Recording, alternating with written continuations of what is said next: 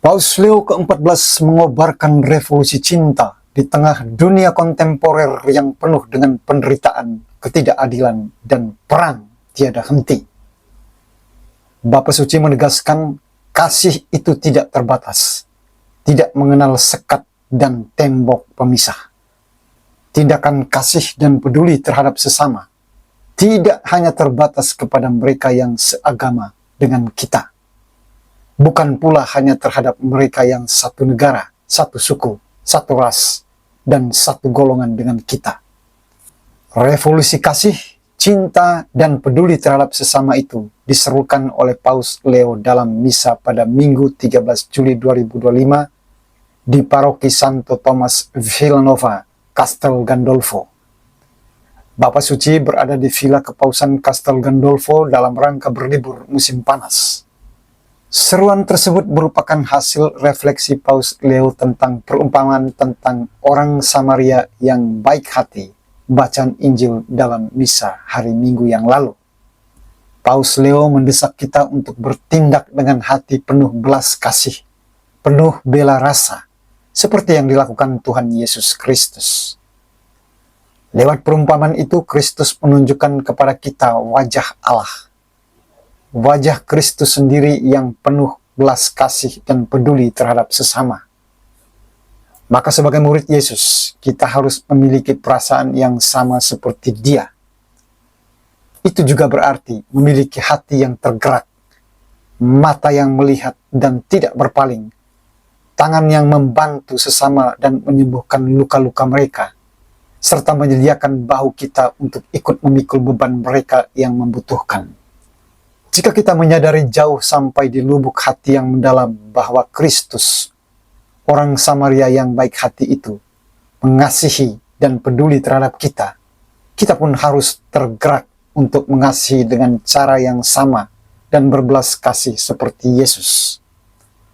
Setelah dikasihi Yesus, kita pun dapat menjadi saksi kasih dan welas asih di dunia.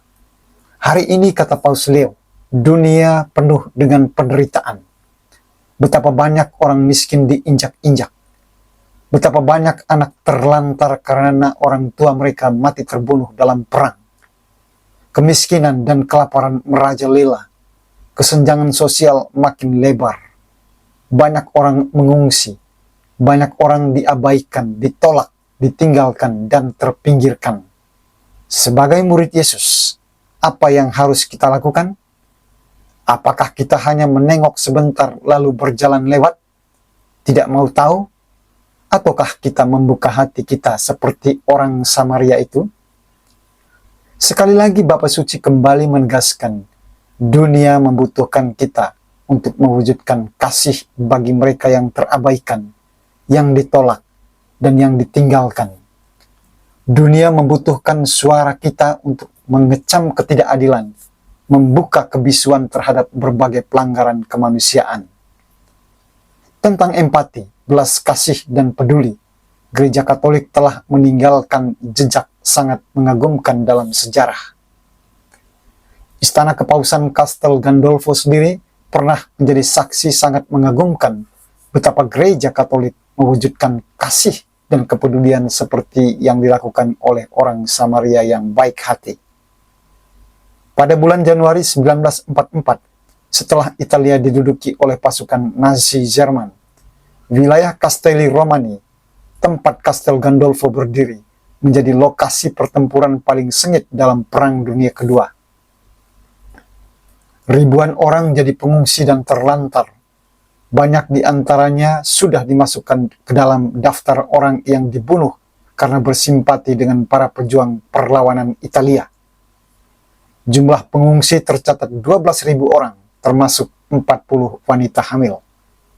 Pada 22 Januari 1944, Paus Pius XII yang menduduki tahta suci dan kepala negara Vatikan dari tahun 1939 sampai 1958, memerintahkan supaya pintu-pintu istana Castel Gandolfo dibuka lebar-lebar untuk menyelamatkan orang-orang yang berada dalam keadaan putus asa. Mereka masuk tanpa diminta untuk menunjukkan surat baptis.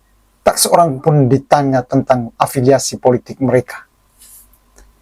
Paus Pius ke-12 sama sekali tidak memikirkan risiko.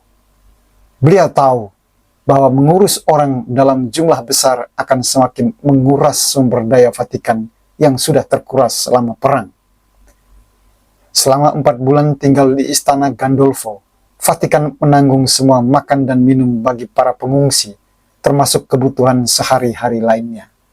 Dalam rentang waktu yang sama, sebanyak 40 wanita hamil melahirkan di apartemen Paus di ranjang yang biasa dipakai Paus Pius ke-12.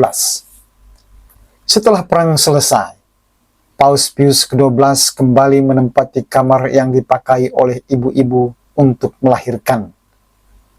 Kamar yang sama pernah dipakai oleh Paus Paulus ke-6, Paus Yohanes Paulus kedua, dan Paus Benediktus ke-16 tatkala berlibur ke Kastel Gandolfo.